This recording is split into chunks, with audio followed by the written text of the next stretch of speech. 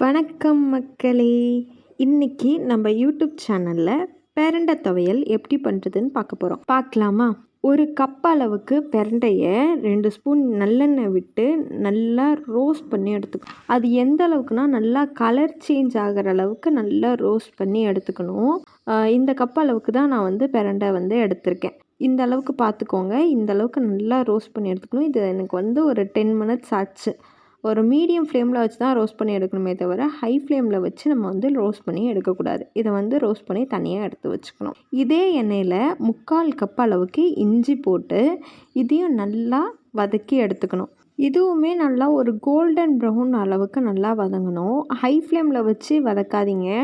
High ஃப்ளேமில் வச்சிங்கன்னா கொஞ்சம் சீக்கிரத்திலே கறிக்கிற மாதிரி ஆகும். இப்போது இந்த அளவுக்கு வதங்கினதுக்கப்புறம் அதே 3/4 கப் அளவுக்கு புதினாவையும் போட்டு நல்லா வதக்கி எடுத்துக்கணும். ஓரளவுக்கு நல்லா சுருங்க வதக்கினா டேஸ்ட் நல்லாயிருக்கும். இது எல்லாமே மீடியம் ஃப்ளேமில் தான் வச்சு வதக்கணுமே தவிர ஹை ஃப்ளேமில் வச்சு வதக்கக்கூடாது. இப்போ இது நல்லா வதங்கினதுக்கப்புறம் ஒரு பிளேட்டில் ட்ரான்ஸ்ஃபர் பண்ணிக்கலாம். இதில் நான் காரத்துக்கு ஏற்ற மாதிரி 5 மிளகா போட்டிருக்கேன். உங்களுக்கு காரத்துக்கு ஏற்ற மாதிரி மிளகாவை கூடலோ குறைச்சலோ சேர்த்துக்கலாம்.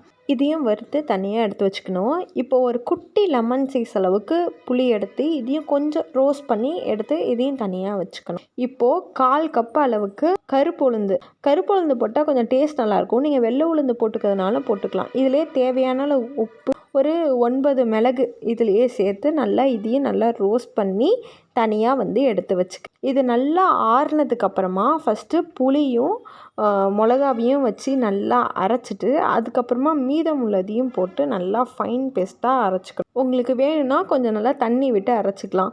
நான் கொஞ்சம் தண்ணி விட்டு தான் அரைச்சிருக்கேன். ஒரு 1/4 கப் அளவுக்கு தண்ணி விட்டு நல்லா ஃபைன் பேஸ்ட்டாக அரைச்சி எடுத்துக்கணும். இதை பாருங்கள், இந்த அளவுக்கு நல்லா ஒரு ஃபைன் பேஸ்ட்டாக அரைச்சி எடுத்துக்கலாம். இப்போது ஒரு வாணலில் நல்லெண்ணெய் விட்டுருக்கேன்.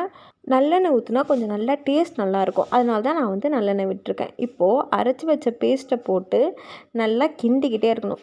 நம்ம அரைச்ச உடனேயுமே சூடான சாதத்தில் நல்லெண்ணெய் விட்டு சாப்பிட்டாலே நல்லாயிருக்கும்.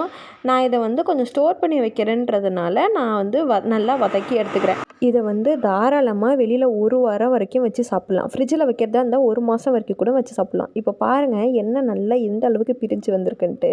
இதை நல்லா ஆற வச்சு ஸ்டோரேஜ் பாக்ஸில் ஸ்டோர் பண்ணி வச்சுக்கலாம். இப்போ இதை சூடான சாதத்தில் போட்டு சாப்பிட்டா செம்ம சூப்பராக இருக்கும். எப்படி இருந்துச்சுன்னு செஞ்சு பார்த்துட்டு கமெண்ட் பண்ணுங்கள். மறக்காமல் நம்ம சேனலை சப்ஸ்கிரைப் பண்ணுங்கள். பாய்.